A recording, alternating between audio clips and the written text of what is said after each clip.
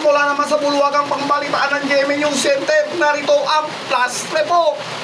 Magdamag at walang hinto na buhos ng ulan ang bumayo sa may mga kababayan natin dyan sa may lalawigan ng Bulacan. Tinutukan niya ni Oning TV.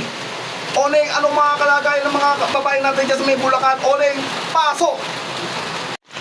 Mike, magdamag na at tuloy-tuloy at walang hito ang buhos ng ulan dito sa may bayan ng Baliwag, dito sa lalawigan ng Bulacan. At kung mapapansin nyo, sa aking likuran ay halos lubog na at wala na makitang palay ng pananim. Kung tayong makikita nyo lamang ay yung mga tilapil doon sa may palayan. Ayon nga lang sa mga residente na nakapanayan natin kanina, isa lamang itong bibi na ito dyan sa mga giniginaw at nakakita nila ng mga residente rito na halos ginaw na ginaw at hindi na makagalaw sa sobrang ulan na bugtos na magdamag na pag-ulan.